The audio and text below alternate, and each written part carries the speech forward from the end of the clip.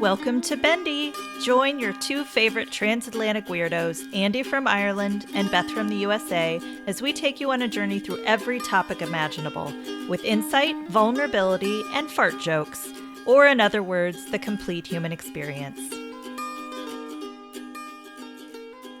Hello, folks. Welcome to Bendy, podcast about being flexible and all of the ways that means. Oh, say a sentence properly. Already. That's a disaster. Blah blah blah. Thanks for joining us. My name is Andy Young, and I'm one of your smelly and dumb hosts. It's still good. Joining me, as always, is our other smelly and dumb host. Hello. Hi, Andy. How's it going? Good to see you too. Good. It has been a interesting day. I've been very tired. I made a cake for my sister, and a cake. Yeah, because it's her birthday today. Oh, happy birthday, Andy's sister! I will send her. And I asked her what cake she wanted, and she was like, just looked at me like, "You idiot! It's always red velvet. Red velvet's always the answer with her." So I made a red velvet cake. I had to do that, and then it's just been non-stop. I did a yoga class about an hour before this, and I was sleep deprived. I've also hurt my knee, so it was probably the loopiest yoga class I've done in a while. But they seem to not mind it, at least. So, because with my yoga classes, I like to demonstrate. So it was tough because I was like trying not to lean on my knee. I was looking at people and I was like doing stuff in a plank that I wanted them to do in all fours, and I'm like, this is crazy doing it on a plank. And I looked down and half the class were following me, and I'm like, guys, no. But you're like, and this is the adjustment you can make for people with bad knees like me. Yes. Or I have helpful comments like, do this if you're insane, and they do it anyway because I'm dead. Oh dear. But yeah, so what's the crack to you? The crack is I turned 44. Ooh, wait! Yeah. I didn't know that. I'm sorry. I know. It's fine. No, I don't. My birthday's not. I mean, it's like, it's more of a big deal, I think, than it was a few years ago. I see. Just because I'm excited to like get another year under my belt. Like, yes, I made it to 44. Yeah. Yeah, that's good looking at it. Yeah, and it was nice. We really didn't do a whole lot other than, have a friend over and made bad choices. So it's the best kind of party. I know. But I did get hiking boots, and I actually got my dad's walking stick. Did I tell you about this? I don't think so. Okay, well, it's like, you see, like, I don't know if your parents have something they've had like your whole life, and you're like, oh, that's their blank. And my dad always had this walking stick and was always walking with the walking stick, and it always went everywhere with us. And he made it when my parents were living in Kentucky before we were born, and it's gorgeous. It's just a stick, but it actually had some sort of vine that grew all the way through it, and he pulled the vine off and then like put polyurethane all over it. And so my mom asked me, she was like, what do you want for your birthday? I was like, I want Dad's walking stick, because I went for a hike not too long ago. Yesterday I saw a coyote. Yes. 5 feet from me, and I was like, okay. First coyote? Yeah. Well, I mean, they're around, but very close. And I had my dog, Star, and so it was like, okay, she's really small and fearless and no match for a coyote. And then I was on a trail not too long ago walking, and I was like, I'll just take this as far as I can. And I walk, and there's a rattlesnake on the trail. And I was like, okay, well, this is as far as I can take it. I need a weapon. So it's both like my dad's like stick, walking with my dad, and also doubles as a weapon, which is basically my internal mantra when I have stuff is like, does it double as a weapon? That's a damning indictment of America right there. It's terrible. It's true. Oh, that's terrible. Thanks, Andy. You know what? I'll take any opportunity to throw shit in the States. It's true, me too. So, but yeah, that's basically nice. The newer news. I think that, because it's maybe a good way to dovetail into what we're talking about this week, because you talking about that reminds me of the craziest sort of in nature encounter I had, which was, I believe, geez, where was this? Philippines, maybe? I can't remember exactly. Somewhere in Southeast Asia. It was just, terrible. I don't remember exactly. But I was on an island, and I was leaving a scooter back. I rented a scooter, leaving it back. Set the scooter down at the side of the road, to outside of the place. Looked down. A foot away from me was the largest black scorpion I have ever seen in my life, and it was like, whoa! And it was, that sort of glistening, kind of armored, sort of terrifying looking bastard. And like, after the effect, I learned that the larger the scorpion, the less dangerous it is. But at the time, found this out too. See, yeah, the baby ones are really venomous because they got all the venom, which is nuts. And the teenage angst. They're like, got it. Yes, exactly. That's fair. Do you tell me what to do? Right.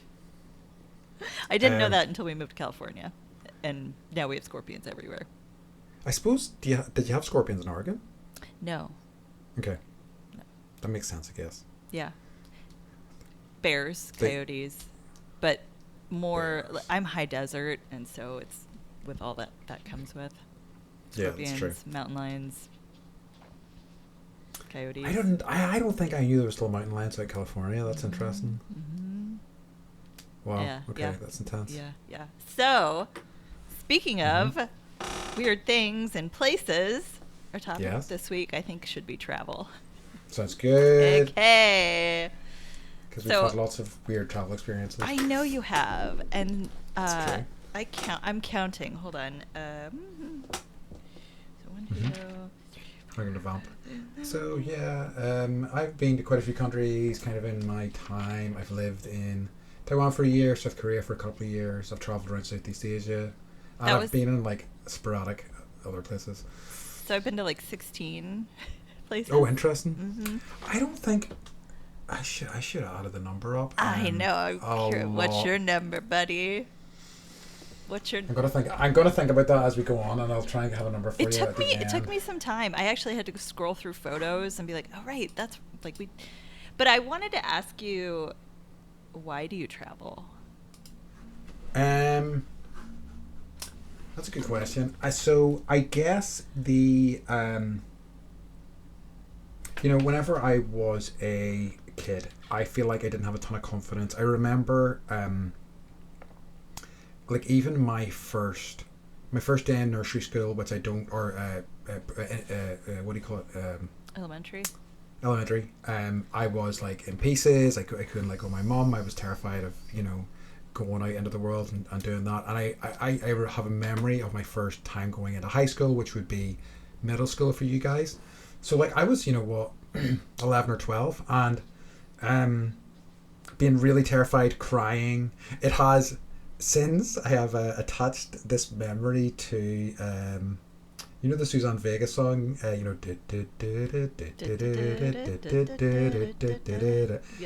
And I hear that song, it just takes me back to that place. Yeah, it does. It's isn't it?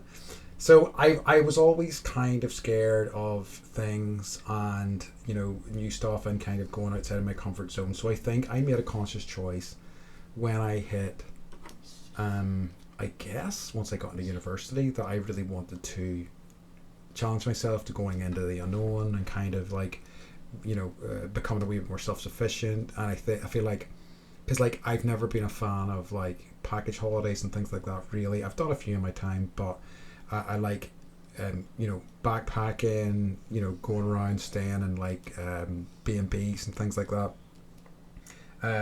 So I think that's why I travel. I travel to kind of challenge myself to and I think that's why I do a lot of things, like to push myself out of my comfort zone and things like that. So that's What about you? It's interesting. Sorry. Well, I that's just interesting that like it's an actual conscious choice that you have to like broaden your abilities to experience things on your own even. Yeah. It's interesting. I also like, I like this idea. I can't remember where I first discovered it of. I think a lot of people find things that they like and stick with those things, and I respect that choice to an extent. But I'm like, how do you know that there isn't an experience out there or a food out there or whatever that isn't this amazing thing that you would love if you don't, give these things a swing, and sometimes it doesn't go great, but I've never had any truly horrible travel experiences, really, Except for Peru. Except for Peru. Oh yeah, we'll get into that. We'll talk about that later. Yeah. We will indeed talk about that later. Yeah. So why would you say the reason is that you travel? It's interesting that we both actually given this like real thought. I travel because I think there's two reasons. I've been traveling for my whole life, really, honestly, because we lived part-time in Kentucky and part-time in North Carolina, and then we would drive all the way to Oregon to see my family on this side. So I'm not really used to always being in one place necessarily. Yeah. And also, I think I'm more creative lately than I've been in a really long time, but for me, it's a form of creativity to put myself somewhere else and to really just watch and learn and look and smell. And I think it's a way to tap into using my senses. It's a way to kind of, like you were saying, push myself, get out of my comfort zone. But it's really to put myself somewhere and experience myself in a totally different environment. Yep. And then being like, oh, wow, I didn't know that I liked that, or I didn't know that I didn't know how to do that, or I didn't know that I was afraid of that, So it's a way to, I think, learn more about myself in that way. I think it's interesting what you said about the creativity thing as well, because I feel like it's a really good way to, like, feed that creativity as well. Mm-hmm. And I think people define creativity as, pen on paper, drawing something. Yeah. But I think it's way bigger than that. Yeah. And at least for me, that's a way to, even though it costs money, everything does. Most things do. But I'm lucky in that we're able to occasionally afford to go do something crazy and weird. Yes, exactly. And I mean, like, definitely it is lucky. But I think that, there is capacity, and obviously I'm talking from a space of privilege in that regard, but like, I think that there is space, even if it's like, going to the next town over, or, taking a trip out into a forest that you've not been into, or going for a walk, there is, and it's so helpful, and it's so, in terms of breaking up the monotony of our day-to-day lives, I think it can be great for just kind of shaking the cobwebs off, maybe allowing you to access that area of creativity that you're maybe struggling to find, things like that. But yeah, it's great. And I love a good sunrise and sunset. Yeah, I hear you. And Mike's always like, you can't F the view. And I'm like, Let me try. Right. Let me try. But I suppose, like, just in terms of, like, talking about the money side of things as well, is that, like, I guess it's, like, I feel like other people have spent money on things that I don't. Like, people... I was going to talk about that, too. Yes, exactly. Right? Or, like, collections or whatever. And I do collect some stuff, don't get me wrong. I mean, as Beth can see, the board games behind me. It's a library of board games. It's ludicrous. It is. Yeah, once we get the video, you'll see how ludicrous it is. But like, I don't spend money on really fancy expensive stuff or big cars. That's where I like to put my money, is on experiences, I guess, more than stuff. Yeah. And further than that, experiences with people whose company I really enjoy, or people I love, Same. We don't spend money on cable. We put that into like, there's choices that we make where, like, we're not going to do this, but we'll do this blank as a family.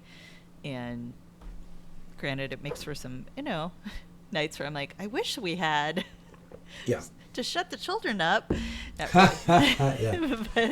But I much prefer to experience things than to sit on the couch and watch another murder show. Procedural. CSI, whatever. Right. How many CSIs are there now? There's like 20. It's got to be 20. I think so. In all different locations. They're like the Real Housewives. So I was wondering where I think like, where have you been for more than a few weeks? You've lived in. So, total accumulated time, I have lived in America, I think, for a bit over a year, on and off. So I've been in North Carolina. I went to UNC for 5 months. I love that we have that in common. I know. It's such a so lovely weird. campus. It is. I spent 3 months in Chicago when I worked for Allstate. I spent a month in Texas, and then with various other trips and stuff like that, it kind of like adds up to definitely over a year now. I've spent a year in South Korea. I've spent a year in. You were teaching English. I was, yeah. How old were you then? I believe 20, either 29 or did I turn 30 out there? No. I was 28 or 29 because I turned 30 when I was in Australia, which was the year after that. Okay. So, and even that was like I essentially got out of a 7-year relationship. Within 3 months, I was settling down in South Korea. Really? Yeah, it was pretty intense. I didn't know that. Mm-hmm. Oh. Okay. So, I was like, when I was in that relationship, I had a friend who would like send email updates, and I was always like, jealous and thinking this is the life I'll never have, you know, because I was with this person and we were talking about our future together and things like that. And I was really gutted about it. And then when we broke up, one of my friends, who had been over there, he like basically sent a message around all his email contacts saying, would anybody like to take this position? If I can set up a new person in place, it'll kind of be good for my boss. He'll give me this bonus. We can split it. And I'm like, okay. Wow. So I just threw myself into it, quit my job, and yeah, then I was in Korea. So when I met you in Costa Rica, how long had you been back home after being in Korea? Oh, I mean, quite a while. So essentially, so just to give you a quick potted history in terms of, to answer your first question, so or about the places I've spent big chunks of time. Taiwan for a year. I came home briefly. Yay. Yeah, it was amazing. I came home briefly, then went to Thailand for like a month. Then I was going to a friend's wedding there, and I had other friends. It was an amazing holiday, one of my favourite all-time holiday memories. Then went to Australia for a year. Then did I go back briefly after that? I think I did. Went back briefly, met somebody there who was Taiwanese. So I moved over there for her, and taught English there for 2 years, and then came back home. So I'd been home for, I want to say 7-8 years before we met. Okay. And I, lived in Belfast for a while, bought my house, and then other relationships, then that went kaput, and then I met you in Costa Rica. And the rest is history. The rest is history. So, where are you, like, of all of the places that you've been, where would you go back to in a heartbeat? Like, if money was no object? I would go back to South Korea. I really loved it there. I have so many clear memories. I mean, and I made some amazing friends there. I made some lifelong friends there as well, which is another sort of big part of that.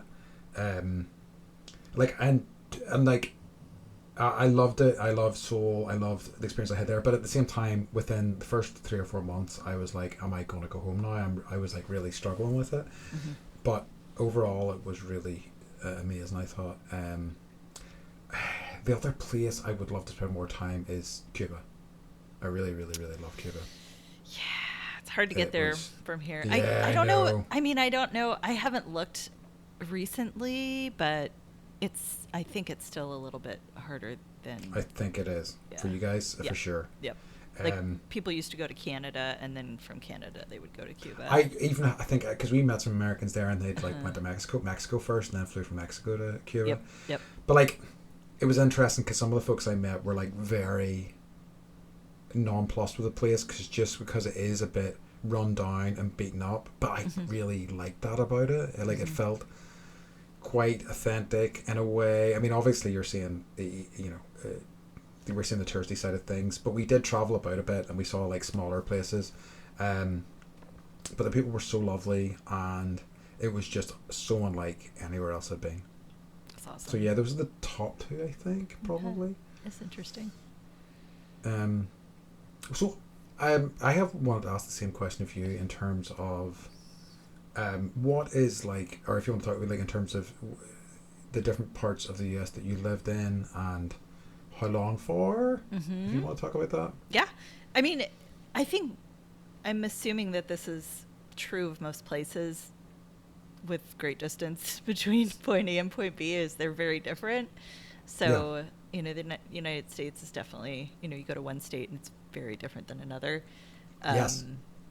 And we just have a lot of distance, like especially on the West Coast, driving from one place to another. It's not like, I'll just pop over to LA. Oh, no. That's like, depending on traffic, it could be an hour and a half or it could be 5 hours. So I was born in Kentucky, and then we were there until I was 9. And my parents worked at a tiny little college, and we lived in this little tiny town of like 500 people. And my dad grew up in New York and would have, they had a little summer house on the Jersey Shore. Hell yeah. Yes. And so he wanted us to have that kind of experience, going to the beach, being by water. And so they built this, they saved and saved and saved. We would eat at the cafeteria every night. We were living in faculty housing, I think for free, if not very, very little money, which, I mean, it wasn't, I'm not going to brag on it, but it wasn't glamorous. And so they bought a little piece of property in the Outer Banks and built a little house, and so we would spend any college breaks there, which there were a lot. Like it would snow and we get like a month off of school.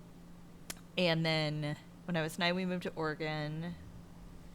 And then when I was 20-something, 22, 23, I moved to Houston for a year. Oh, nice. No, really? It wasn't my favorite. I was like, I had to commute an hour each way, and I see. but I did go. We went around and checked other cities out. I liked Austin a lot. I liked Austin a lot.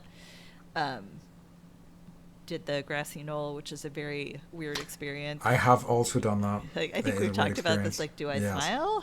Do I peace sign? Do I stand here and look solemn? That's another experience I have to tell you about. Anyway, go on. Okay, write it down. And then moved back after a year, and then we just moved to California a year and a half ago. Nice. So, wow, that's good. Yep. That's good. Yeah. So spread. Pretty much, and then I have a lot of family that lives in New York, and so we would go there a lot as well. And Florida. My grandparents lived in Florida. So. Hard to beat. I know. So I was trying to count how many states I've been to. I think there's only 2 I haven't. No way, really? Yeah. That's mad. I'd say that's very unlike. So I've never been to Vermont, and I've never been to Alaska. Wow. Yeah. Okay. Wow. So all the ones in sort of the central bulk of America. That's insane. Yeah. Like I'd say very few people could say that. Yeah. I mean, I suppose there's people who travel around and things like that for work. We would always take like a different route. We would take the northern part of the United States and then come back on the southern part, or go through the middle, and so a lot of that. Biggest ball of twine. Yeah. I've never seen the Grand Canyon though. Okay. Yeah. So that's on my list. It was pretty cool. Like I suppose I've been through a lot if I think about it, because I did. Whenever I was in North Carolina, at the end of that trip, me and a guy got one of the Amtrak passes for like a month of Amtrak travel. Yep. So I've probably been through quite a few states. I couldn't tell you exactly how many, but that was a really fun experience. Like that, like, because there was some of those train journeys were like about 36 hours, and it was just wild. They can be. Well, you know why? I don't know why I know this. I'm like fascinated by the transportation system. So freight trains that carry all the stuff, they have first priority. So if there's a fork and there's one train and that has freight, and there's another one that's Amtrak carrying passengers, so freight gets first, right? First right away or whatever. And so the Amtrak has to sit and wait, sometimes for hours, in order for the freighter to go. I mean, yeah, capitalism can't wait, right? The stuff must go through there on time. That's eating into somebody's profit margins. All my plastic crap, here it comes. I know. No, what I was going to say to you was Texas is a trip. I mean, I liked it a lot, but it is. I mean, and also Florida actually, in terms of like, I have been to quite a few different places in the U.S., but in terms of the most distinct states, Florida and Texas really felt like very different places. Yeah. Did you go down to Key West when you were in Florida? It's like the southernmost point of Florida.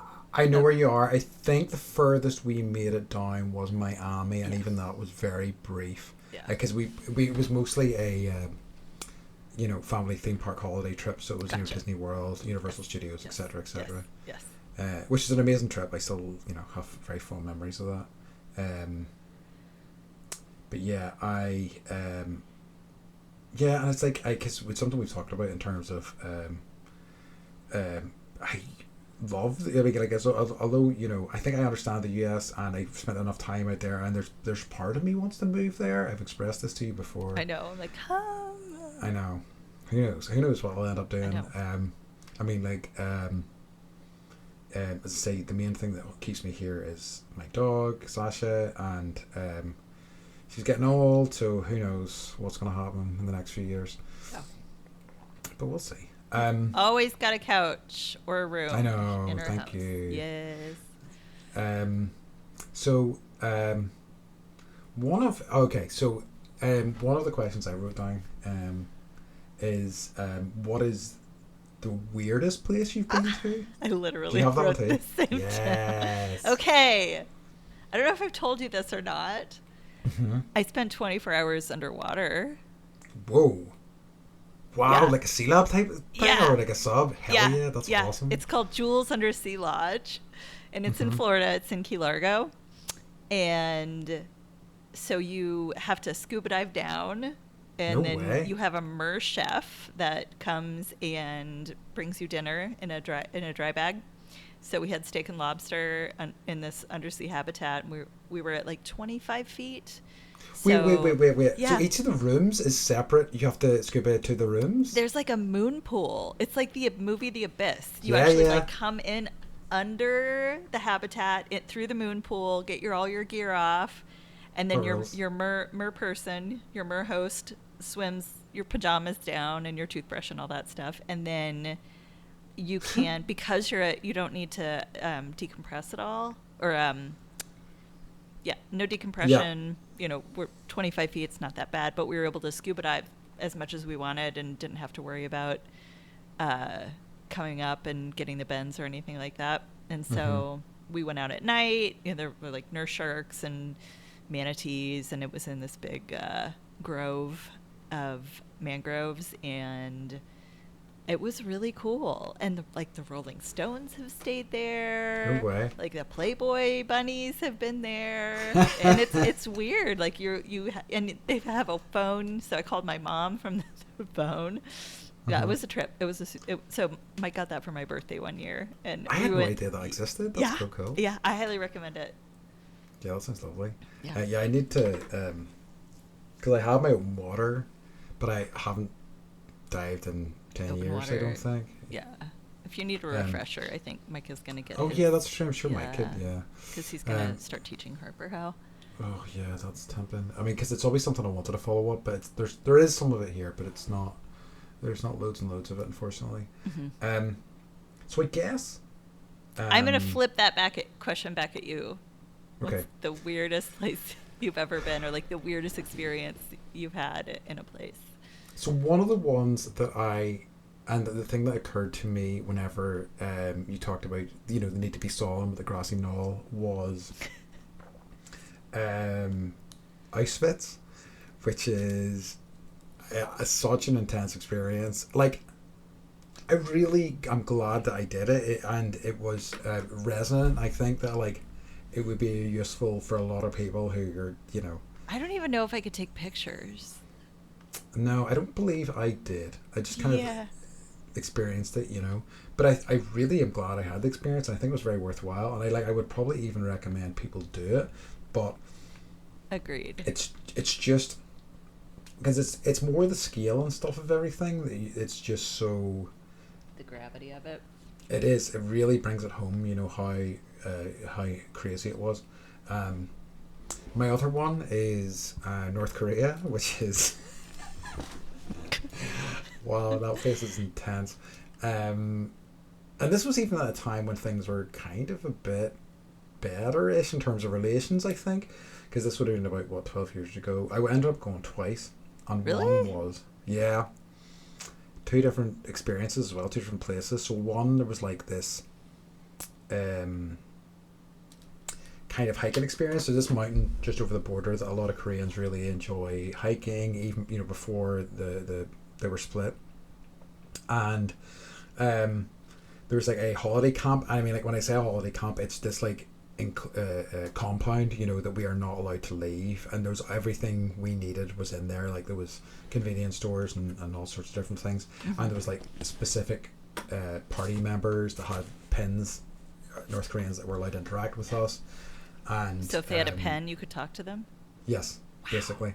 Wow. And I remember trip. It was, and I remember like getting photos taken. We asked one of these guards to take photos of us, and I was there with a friend of mine, and he went through my photos and like started asking me questions about my photos and stuff like that. It's so intense.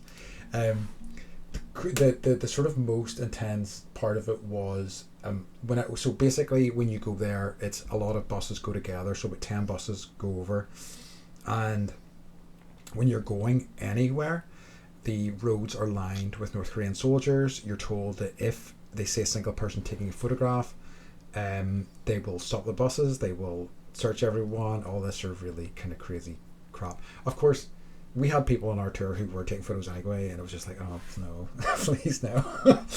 Fortunately, we weren't caught, but like I think it was only about a month or so after our trip that somebody did the same trip. It's a South Korean. She made a run for it. She got shot in the back when she was making a run for it, and then those trips were just cancelled for a big chunk of time, which happened a lot. Like not. Like she was running from South Korea to North Korea, like across the border. She apparently had family there. This was the story anyway that I saw. That she had family there that she was trying to get to, but they just killed her. Like it's not. So yeah, it's pretty intense situation. That's dangerous. But it is. It's like I think this is a thing because like I think I was aware of the gravity of this whole sort of being there, so it was kind of a bit scary when you were on a big group of people, and some people were just like, cool, whatever. It's North Korea, yes, let's party, and I'm like, oh no. Is that your American accent? It's one of my American accents, yeah. Let's party. Let's party, dude. We should have an episode where I do Irish and you do American. I had exactly that same thought. We definitely need to do that. All I'm going to do is talk about farty poopies. Yeah. And just say top of the morning to you constantly. Top of the morning to you. And I'm going to be all like tubular and right. I call you bra all the time. Yeah, bra. So I just want to ask how you're treated when you travel, as opposed to how sometimes I might get treated when I travel. Well, as a white man, obviously, I get treated very well indeed. By the way, before anybody asks me and it's like, oh, the arrogance, I know that this is awful. I truly do, and I have friends of all different sort of all from all different backgrounds, who I love and I've talked to, and I understand that I'm very lucky to be in that position. You're making fun of the fact that you're in this position. I am making fun of the fact that I'm in this position. I think it's ludicrous that it's even a factor at all. But you don't have to deal with a lot of the shit that other people have to deal with, so it makes it very easy to travel, so I've never really had, but like what's interesting is like even in Cuba I was traveling with my girlfriend at the time, and like the guys were aggressive, and they were aggressive to her when I was there, in really intense ways, and it really kind of, because I have a friend and I was talking to her about it recently, and she's like a bit younger than me, and she's like I was talking about my travels, and I was saying I think and we're both of the same sort of mindset, and I was like, I think you'd really enjoy it, I think you'd really get a lot out of it, but then she was just like, yeah, but it'd be kind of a bit different for me because of a woman, and I'm like, oh yeah, that's true. You'd have so many other challenges that I just don't ever have to factor in, and how sad that is, and how lucky I am that's not something I need to worry about. Does it depend on where you are, how you're treated? It's interesting. I think it does, and there's something I think that I had to spend big chunks of time in places to really understand them. I feel like I had a decent idea of Taiwan and Korea by the time I left there. I mean, far from complete, but there was wee subtleties that I really kind of quite like. But like in general, there seems to be I noticed in Korea, I noticed in like Hong Kong when I was there, that there's kind of like a kind of, I hesitate to call rudeness, but it's like they will almost like, it's almost like you don't exist until you draw attention to yourself, or you're like, excuse me, I'm here. Like the amount of times like in Korea or Taiwan or whatever, and I've been in a queue and people have just walked right in front of me like I'm not there, and like as soon as I'm like, excuse me, they're like, oh, I'm sorry, but it's like you don't exist sometimes, which I find quite refreshing in a way as well. Do you think kind of humbling? Is it because of population size? I think it could be. Like I find what I had to do, and maybe this is my big arrogant Western ass, but like if I really kind of drew myself up to my full height and just kind of waded into crowds rather than, because I'm trying to exactly just shouldered in, you kind of got a bit more respect and a bit more treated more like, because that's what, like, certainly again all I can talk about is my own experience. In my experience, the Asian crowds and stuff like that, and we're very much jockeying for space, and I think it might be a population density thing. That was always my theory, because like, where I come from, there's not very many of us. I mean, it's a small country anyway, but there's not many of us, so it's not really a concern. But like over there, the experience of being really crammed in with lots of people is not uncommon in a lot of like places I stayed, and it's a completely so like, for UK people, we have this idea of personal space that is really quite a large zone. Your bubble is big, right? Oh, the UK bubble is wild, like compared to other places. I think it's like a feet. Shame. It's feet. It is feet. It's literally feet, and I think it's a shame. But I think it probably is, part of why we're so repressed and whatnot. Oh God, I'll get in trouble for that as well. I don't care. It's true. It's true. But so like and getting used to that, it was really good for me as well. Just getting used to that and being comfortable around that as well. But by and large, I have been treated very well, and but I mean, I think even going beyond, my genetic makeup, I'm kind, respectful, I'm curious. Yeah. So that goes a long way with people, I think that's always served me well. So yeah, I think. What about you? What would you say your answer to that question would be? I think that there's a stigma about Americans and American travelers that we're loudmouth jerks. Better than everyone else. Loudmouth jerks. Yeah. We are the most, we deserve to be there more than everybody else. Sure. That kind of thing. So I think I've felt that sometimes. Yeah. Sometimes I pretend to be Canadian. Nice. It's a good depending on what's going on with our politics. Yes. And, I think just trying to hide and be a little more benign.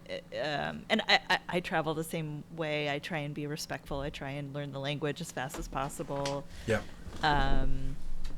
So that they at least know I'm trying. I think as a woman, definitely had experiences, where people have touched my body without permission, and that's been I guess That's awful. That's a whole nother topic.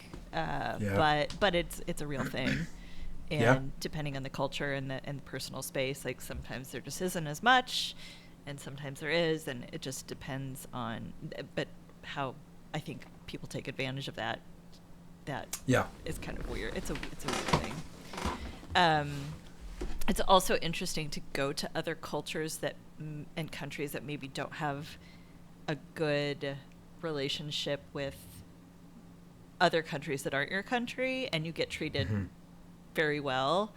That's true. Yeah. Yeah, almost better than most of the tourists that. I'm going to give an example of French Polynesia. French. They colonize, they occupy, and that's a they all get along, but it's definitely a different type of environment. But they love Americans, and Nice. yeah. I think it's one of the reasons why in recent years I have so one of the benefits for people who don't know of living in Northern Ireland is that you can have both an Irish and a UK passport. And so lucky. It's great. And that's why I predominantly travel. I mean, especially after post-Brexit, because it's just easier to travel with an Irish passport, even more so now. But generally... That's interesting. I didn't know that. Yeah, because Ireland's still part of the EU and UK is no longer. It's just, especially if you're traveling in Europe, it's much easier to travel with an Irish passport. But for my trip, when I came out to see you guys last year and I was traveling around a little bit, I had my Irish passport, and especially with Americans, they were like, "Oh, you're Irish! Oh my god!" And I was like, "Yeah, that's right." And then one guy was like, "Fanning yourself." Yeah, that's right. I am. Yeah, they're friggin' shamrocks falling out of my pocket as I walk away. The kids still want to know if you've seen a leprechaun. Not yet. Have they seen right. what I keep meaning to ask them? Wait a minute. What's the because I keep meaning to ask them if they had seen Bigfoot in Oregon, but what's the someone got a photo of that the other day. Oh, recently? Nice. Is there a, what do they call cryptids? Sasquatch. I think it's cryptids. Sasquatch in California? Yes. Okay. Yes. So the cryptid in California is, what are they called? What do you call them? So cryptid is the Cryptid. general term for creatures that are like the chupacabra and vampires, I guess. I don't know. So magical beasts, and also yes. Okay. Loch Ness Monster is a good example. Nessie. So my daughter's reading a book about all of these magical creatures, and as if this person is going on assignment and taking photos and doing all the research and trying to figure out if Nessie's real and if Bigfoot is real and if Chupacabra is real, and so it's very interesting. I saw a really funny, I can't remember, it was a TikTok or something story, and a guy was talking about his daughter, and she had a book like that, and his daughter said to him, like in a solemn tone, she goes, "Look, Dad, I'm really worried about a Nazi," and he was like, yeah, look, I need to tell you that Nazis, they formed a long time ago and they did this, and she goes, "Are there still Nazis in the world now?" And he goes, "Yeah, unfortunately there are some people who subscribe to Nazism and blah blah blah." And then this went on for a long time, and he was trying to get to the bottom of how his daughter found out about Nazis. And eventually, months and months later, and they were like, well, she's figured out some way, and they talked about it, and he explained that they were really in the world. She started talking about it again, and she took out her book, and she showed him a picture of a Nazi, the spider god, the African spider god. He's like, yes, there are. And he'd been telling her there were giant spiders in the world, and, and he was like, well, what have I done? I really like that a lot. Can you imagine? No. So she was now like thinking there were giant spiders who may be living in her town. She's like, my parents said so. What? This must be true. And they've talked for months now. They've been talking about it so solemnly. Terrible. I know. Can you? No, go ahead. No. If you were going to lead into something, I had another question for you, but go ahead. No, you can ask me a question. I was going to ask. So, okay, for me, I travel to eat not more than anything else, but I love to eat. I love to, when I travel to try different things, I travel to see different places predominantly, probably. But like, you know how much I love to eat food, and how big a part of my life it is. So, do you have a best food or more interesting food experience that you've had? That's a good question. Food. Yeah, actually, I was in Japan. I have two actually, both in Japan. Nice. So we were at one of those sushi tracks, but you can actually sit up at the counter and you can. Yeah. I loved it. Too. But I don't know if this woman was being nice or if she was playing a trick on us. She was about 70, and she ordered us sushi as a gift because clearly we were not from Japan. And I asked what it was, and the server said fish stomach. Oh, and gross. I was like, I'm going to do this. I have to. She bought it. Yep. She was laughing her ass off. So she was like doing it as a prank almost? I don't, maybe. My friend got out, like, went to the restroom, threw up. It was not tasty. And then we went to this other restaurant. It was fascinating, actually. And we ordered duck. And what they do is first you eat an appetizer with this duck, and then they make it into, you have like a duck breast appetizer, and then they make it into sushi, and then they take the same duck and they put the carcass in, and they make you duck soup. And so it was like a 7-course meal using the same duck. Wow. It was fascinating. It was fascinating. And also I was like, this is not wasteful at all. I feel, because I will not eat rabbit or duck just as a general rule because I want them as pets. Anything I wanted as a pet, like a pig, have a hard time eating the meat. But it was just interesting that they would really eat the whole thing. And but they brought us 4 ducks, and they were like, which duck do you want? We were like, that one. So that was those are 2 of my most interesting experiences. I've noticed that like in Taiwan as well, they were really good about using all the parts of it, and like oftentimes Korea, like, because so I was in a place about an hour outside of Seoul. It was actually an island, but it was connected to the mainland by a bridge. You could literally see North Korea we were that far north from the island we were on. Because of that, because it was a bit more country orientated, there was a lot more traditional foods. One of the amazing things about Korean food in particular is, you'll get whatever your main course is, and you'll get like so many side dishes, like just a table filled with them. It was incredible. I loved it. But all too often the side dishes would be offcuts of meat, so it would be intestines, it would be stomach lining, it would be all sorts of that stuff. Tripe. Tripe, yes.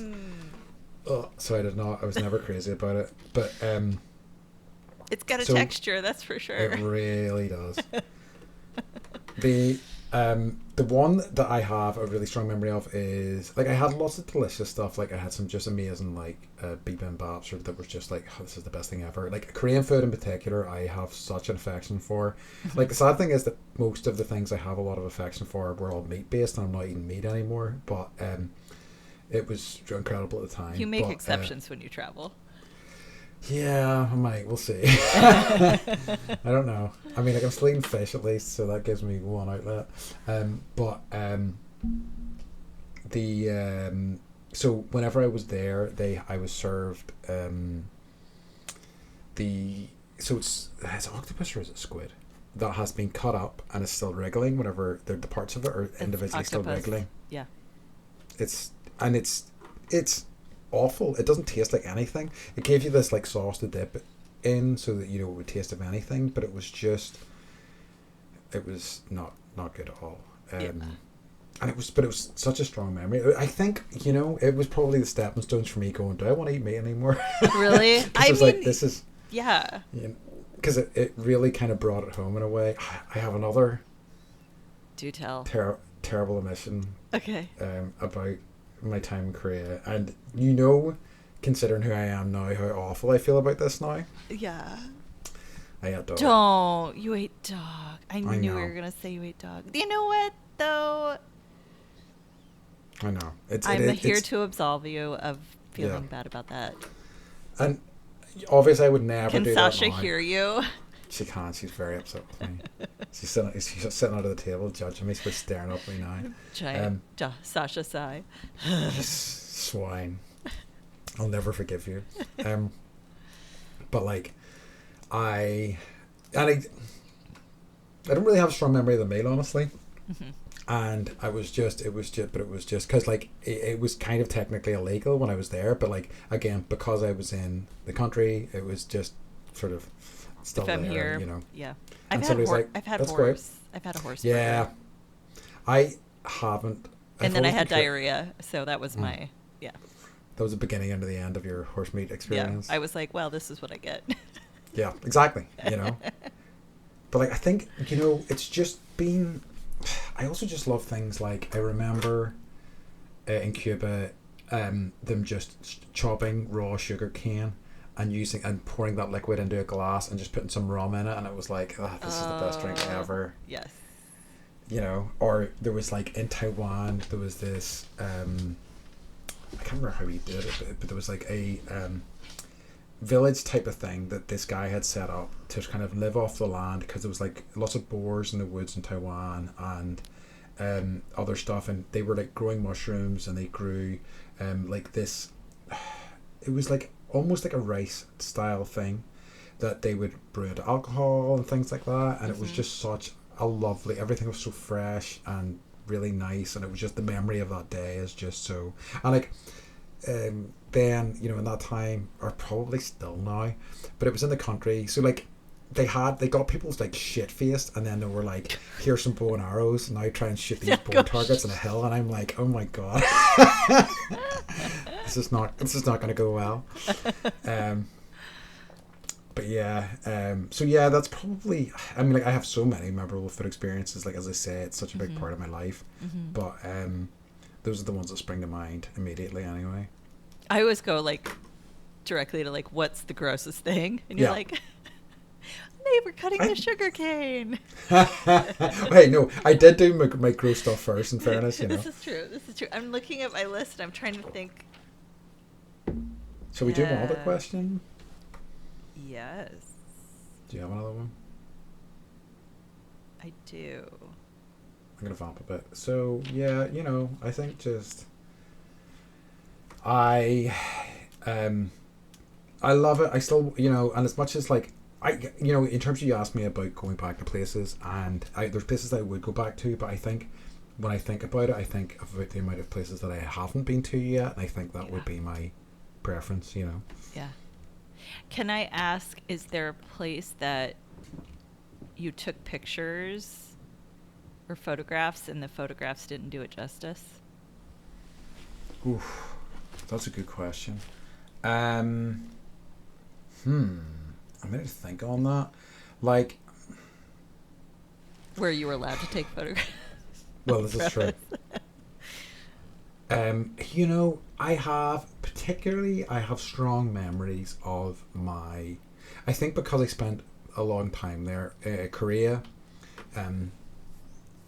where I was in Korea, Gangwon was the island that I was on, and on Gangwon there was so many rice fields, like loads and loads and loads, and across the road from so basically the road into the town that I lived in, the apartment block we were in, it was basically a road. On one side there was apartment blocks and various other bits and pieces, and there was on the other side it was just like rice fields, so many, until there was it came to some mountains, and it was just so alien to me, you know, because it's like you obviously don't see rice fields. Well, maybe you do in this country, but I have never seen them, and it was just such an incredible experience. It like made me kind of that always inspired me.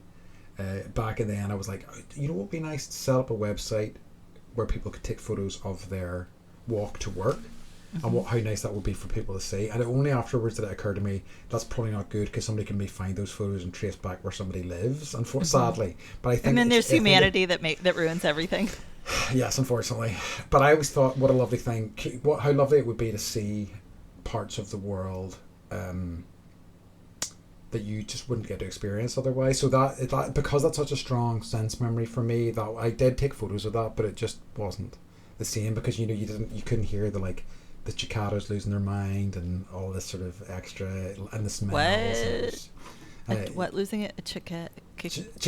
Cicada? Is that what they're called? Cicadas? Okay, I don't know how to pronounce it. Are they like bugs that make loud sounds? Yes, exactly. Yeah. Yep. Because you have something similar, don't you? Yeah, I think they came over probably on some boat hundreds of years ago, probably from Ireland. Yeah, probably classic Ireland. I don't know if we have any over here. Really? Well, St. Patrick chased all the bad beasties out of Ireland. I don't know if you know that. I thought it was just snakes. Yeah, I think he did. He did a lot of work. That actually reminds me. It's a wee bit off topic in terms of that thing I was talking about. In recent years, there was when I was doing my poetry class, in that vein of taking photos of your trip to work, there's a website called Window Swap, and it is just people upload videos of webcams outside of their windows or somewhere close by to where they live, and they upload it onto this site, and you can just cycle through different videos of different parts of the world, and it's just like the wind blowing through the trees, or it's snow falling in a place. And this was recommended as something, if you're maybe struggling to find creativity, it was a good way to kind of kickstart it, and it has been a really lovely find. So yeah, Window Swap. Is it windowswap.com? I know, right? I feel like almost certainly they should. We'll put it in the notes. Yeah. So windowswap.com, I believe. Okay. So would you have an answer for that in terms of Actually, it's Oregon. Nice. And I can understand that. It's not Oregon, it's Oregon. And there's there are two places. It's called the Painted Hills, and then the other one is it's actually a national park. It's a monument. It's a national monument called the Newberry Crater. Okay. And both are very, there's geology and but it's also the Painted Hills. I can't even describe it. It looks like someone's painted mountains, and it's like layer upon layer of color. Yes. And then the Newberry Crater, there's a huge obsidian flow. So it's a mountain of obsidian, and you just can't. Oh, how interesting. It's huge, and you have to walk on it and not fall, because you're essentially falling on glass. Is it quite slidey as well? Just the colors, the brilliance of it. I had my professional camera, and it didn't do anything for what I saw with my bare naked eye. So that's I mean, even in terms of whenever you showed me of Oregon, I thought that because you have similar weather to us, I think a lot of the time, and it tends to be misty and kind of a little overcast. It's always kind of quite hard to capture that. I mean, because we have the same sort of thing, and there's something really beautiful about a misty day. I mean, it can be depressing at times as well, but it's impossible to capture. It doesn't translate to camera. No, not at all. You're it's so lovely. You can't see the sun, but I promise, being splattered in the face with this air is wonderful. Yeah, taking cold rain to the face. Yeah, it's whoa. Right. I think that is the most authentic Irish experience as well, is that sort of misty sort of, and it doesn't happen as often as I think people might think, but that sort of misty, sort of low level misty sort of stuff, it's really special. Yeah. Especially at the Oregon coast, you get a lot of that, which Yeah, I'll bet. I took you to. So yeah. Yes, you did. That was lovely. So we're at time. Yeah, we're We starting to made wrap these up. people listen to us for an hour. You Do you want to talk loved about? every minute of it. I did. No, I'm talking about the listeners, Beth. Obviously, Oh yes. I'm They like, lo- they yes, I loved did. they want to come back for more. They do. So, do you want to do Joy Corner? Yeah. What's do bringing wanna- you joy this week? You know what's bringing me Can joy? I complain about Joy Because Corner? no, you may not. It is a time of joy. It is not a time for complaints, Beth. How dare you try to bring complaints into my joy corner? Okay, go. You're banned. Anyway, right. So it's her birthday today. I'm going to talk about my sister. She's bringing me joy. I am, and we had a chat about it recently because it's not the case for everybody. But I have, a really lovely mum and dad and a great sister I have a great relationship with. And so it's just been nice spending some time with her recently. And it was nice to celebrate her birthday and make her a cake. And so it's always nice. So she always brings me joy. But it's just nice to, I think, bring some attention to that, And doing something nice for somebody else. Yeah. Making a cake. Ugh, gross. Doing something like that. I'm joking.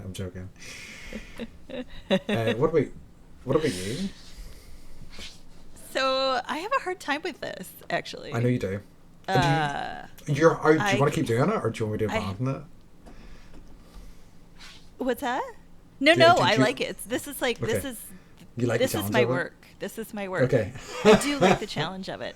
Okay. It's like, I've talked to my therapist about this. I've been asking my therapist to find me joy for like a decade. How do I find the joy? Where's the joy? Is it under this pillow? Is it under this pillow? This is really, I've told you this, but I'm going to tell our listeners that my therapist kind of broke it down for me in a simpler way that has been helpful for me. And she has me write down, and now I just use my phone, which is terrible, but it's wherever I am at whatever time, I write down glimmers.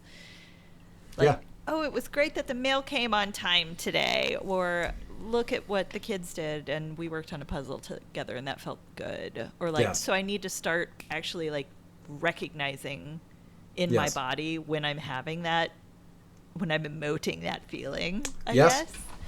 So I'm a little surprised that I'm having a harder time with it, but I think it's, again, that's where my work must be if I can't just drop right into figuring it out.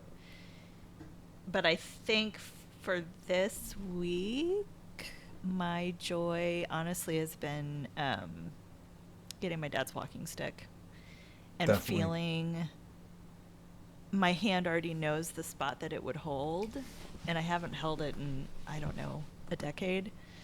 Awesome. And my dad has passed away, so it has more meaning than just it belongs to someone. So he gets to go on walks with me. He gets to see and hear, the thing. It's almost like it's become like a piece of him. What's the word? Like totemic? What does that mean? So like at no. Like a totem? Yes. Right? If something's like, because like now I'm like, what does totem mean? I don't know that I could, but I think it's something that like has I guess spiritual or meaningful power or something like that. Yeah, and it's just, it's cool to see too, because I haven't looked at it in so long, and I can see how much adventure he had with it. And this stick is older than me, and probably older than my sister, and I love that.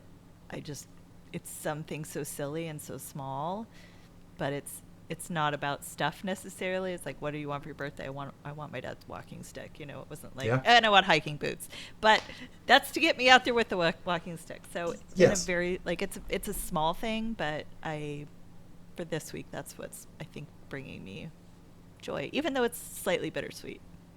Yeah, I know, I love it. I think that's really, but I think, I don't know if it's always the case, but I feel like that some of the best joy comes with a little bit of bittersweetness, doesn't it? Maybe some It's of the not more just meaningful me. stuff.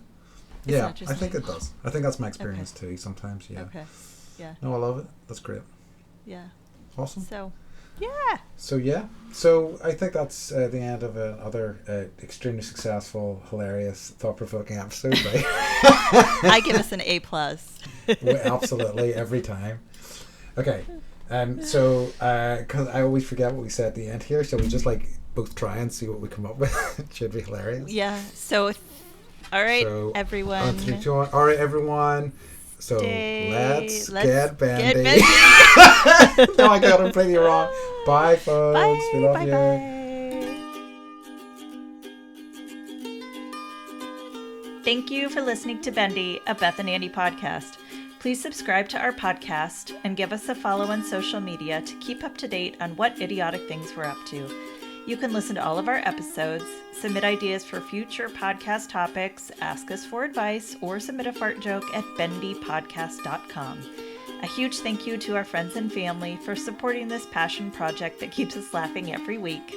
Our topic next week is friendship, where we talk about the type of friend that we are, what friendship means to us, and our goals for friendship. So please tune in to find out why dogs can be our friends too.